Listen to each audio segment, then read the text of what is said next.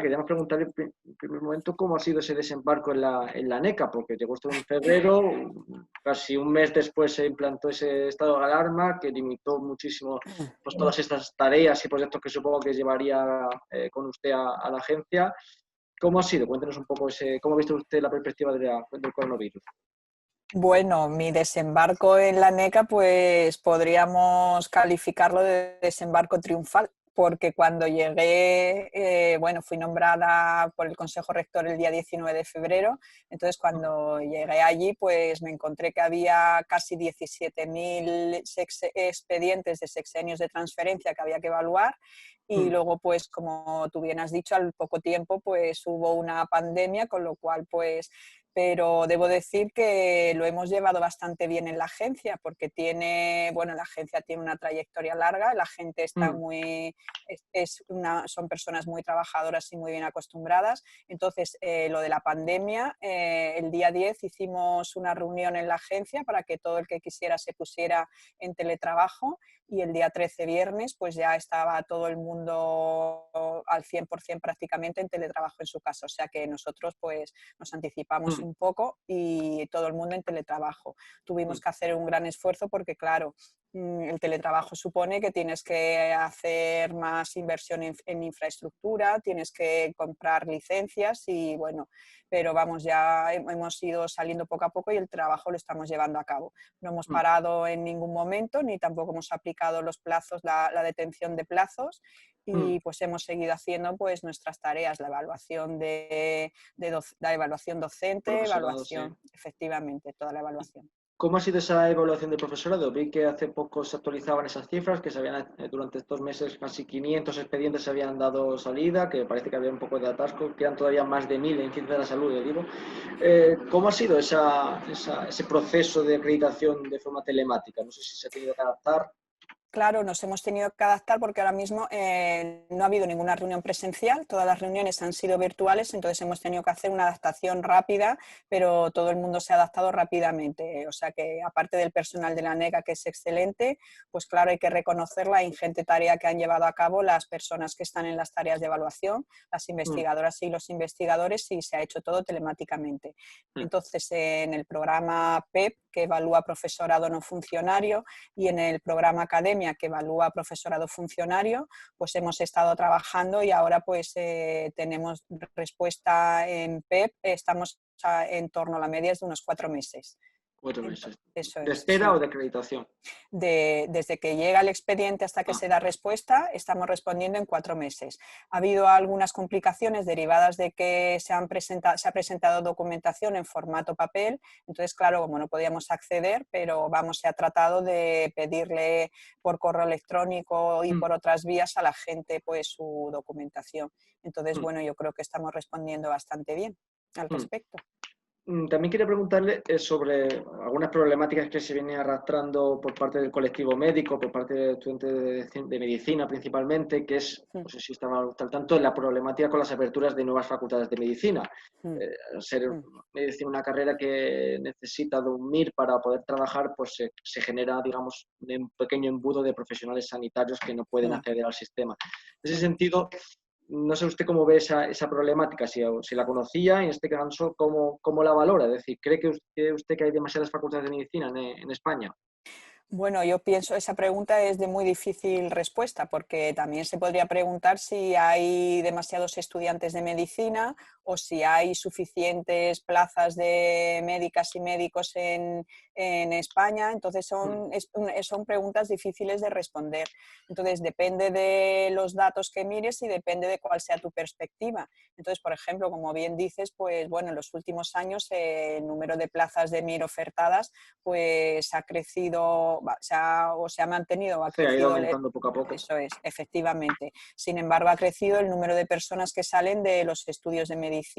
Entonces, por ejemplo, según los datos que yo tengo, pues parece ser que antes, en 2009, pues había aproximadamente por cada plaza había 2 personas, o sea que se presentaron más o menos la mitad de plazas ofertadas, se ofertaron 6.948, se presentaron 3.640 y en el MIR 2019 pues hubo más de 5.838 recién licenciados y el número de plazas ofertadas fue de 6.797, es decir, que ha aumentado la ratio pues de plaza por cada persona o personas por número de plaza. Pero sin embargo, claro, entonces ¿de aquí qué deduces? Pues yo creo que no se puede deducir una respuesta inmediata porque, por ejemplo, si luego nos ponemos a mirar el número de médicas y médicos que hay por población, resulta que en España no estamos muy bien, estamos los últimos. en el 20, estamos el número 20 en Europa, efectivamente. Entonces, por ejemplo, Alemania, Grecia, Portugal, son países que están con una ratio mayor. Entonces, ¿cuál es la respuesta? Pues yo no sabría dar respuesta. Entonces, esto hay que hacer un estudio más en profundidad y ver si se necesitan más médicos en nuestro sistema. Porque en definitiva el papel de la NECA es acreditar que un proyecto que venga, por ejemplo, de una universidad que quiera implantar medicina es que es válido y viable, ¿no? Es, por ejemplo, le pongo el caso más reciente, que es el de la Universidad de Alicante, que quería abrir su facultad de medicina. Ese proyecto sigue en marcha, digamos, pero se ha paralizado un poco también con el coronavirus. También le puedo preguntar sobre ese proyecto, si tiene alguna constancia. Pero era eso, su papel de la NECA básicamente es validar. Y luego el hecho de que si tiene más ética, coherencia o se necesita esa facultad, no es papel vuestro, ¿no? Sí, bueno, nuestro papel es, nos llegan acreditaciones, las universidades nos envían la documentación y la NECA acredita pues si los títulos, si está acorde con la legislación que hay, con las normativas que hay a nivel europeo. Entonces ese es el papel de la agencia. ¿Y actualmente se han actualizado esos niveles, esos criterios para actualizar, para validar facultades de medicina? Bueno, los criterios están en continua revisión porque, claro, la situación va siempre cambiando y entonces procuramos que todo se vaya revisando, pero efectivamente todo está en continuo proceso de revisión. ¿Y qué papel está jugando actualmente la NECA en ese estatuto de personal docente que está preparando el Ministerio de Universidades? Bueno, yo creo que la NECA tiene un papel claro de liderazgo y luego pues también de facilitadora hacia las universidades. Entonces, en el documento del Ministerio pues hemos tenido un papel activo porque bueno, hemos participado en su elaboración y vamos haciendo seguimiento y desde luego el Ministerio tiene en cuenta a la NECA. Porque, en su opinión, ¿cree usted que el profesor universitario está precarizado en el sistema universitario español? Uy, pues hay mucho profesorado precarizado, claro, sí, yo no hablaría en términos generales, pero sí que hay que velar Interino, ¿no? porque efectivamente hay muchos interinos, pero no solamente esto, sino que hay mucho profesorado que tiene que darse de alta como autónomo para poder ser profesor de la universidad. Entonces, en la Universidad Española hay muchos puestos de este tipo. Vamos, las cifras no sé decirlas exactamente, pero conozco que hay mucho profesorado de este tipo y hay que terminar con el empleo precario en la universidad, porque son personas que tienen unos currículos excelentes, que están haciendo un servicio muy bueno a la sociedad y entonces esto hay que ponerlo en valor y recompensarlo económicamente de la manera adecuada y con las condiciones laborales adecuadas. Porque Mercedes, el proyecto que se aprobó en 2017 por Méndez de Vigo, que el proyecto para que, digamos, endurecía los criterios para ser profesor de medicina y de enfermería, ¿en qué fase se encuentra? Tenemos constancia de que se quiere revisar, de que se quiere cambiar, pero ¿en qué fase se encuentra ese proyecto? Supongo que la NECA tiene un papel importante dentro de él, ¿no? Bueno, se está trabajando claro que tiene un papel importante. La NECA no hay que olvidar que acredita los puestos de profesorado funcionario, tanto para ser titular como para ser catedrático. Entonces, se está trabajando con la Conferencia Nacional de Decanos de Facultades de Medicina, pues para ajustar los criterios de acreditación a distintas figuras laborales y al Estatuto del Profesorado de las Facultades de Medicina. Entonces, pues la contratación, hay figuras laborales que esta contratación debe debe hacerse naturalmente con mucho cuidado, que sin menoscabo de que siga habiendo profesores titulares y catedráticos, pero también es interesante, pues, por ejemplo, que se equiparen méritos para la carrera académica y méritos para la carrera profesional. Es decir, que no deben ser dos rutas separadas, sino que a lo mejor hay que crear una figura como la de profesorado vinculado, que esta puede ser una vía para que ayude a que haya más profesorado en las universidades españolas, que este es un problema que tienen en las facultades de medicina. Entonces, digamos que las dos vías deben hacerse una. La carrera en la carrera profesional debe tenerse en cuenta la carrera académica. O sea que esto es importante. Porque usted es catedrática de álgebra por la Universidad de Málaga. Cuando se realizaron esos cambios en el pasado, ¿usted los vio positivos o cómo los valoró? ¿Consideraban que eran demasiado restrictivos para el profesorado en sí? Pues yo debo decir que cuando se pasó del anterior procedimiento a la acreditación, que fue, vamos, yo soy catedrática desde 2009, entonces para mí supuso una ventaja, porque tú enviabas tu currículum, en concreto lo enviabas a la ANECA, un panel de expertos lo valoraba, había evaluación por pares y eran esos expertos los que determinaban si tú tenías el criterio. Entonces eran criterios generales que desde mi punto de vista, pues este procedimiento pues, fue muy positivo. Y volviendo al tema de la telemedicina y lo que ha traído con el coronavirus y demás, las facultades de medicina, también las de enfermería y demás, están planteando cursos, el próximo curso, un curso semipresencial, es decir, que se alterne la actividad docente yendo a clase y otra parte desde casa. Desde la ANECA, ¿cómo lo valoran? ¿Ven que eso puede ser algo problemático o se debería de incluso implantar? Pues yo no lo veo problemático, de hecho lo veo necesario. Supongo que sabéis que el Ministerio convocó pues a la ANECA, aparte de a otras instituciones y organismos y demás, bueno, convocó a la CRUE, a sindicatos, estudiantado, a REACU, pues nos convocó a una mesa de trabajo pues sobre cómo se iba a afrontar el curso que viene.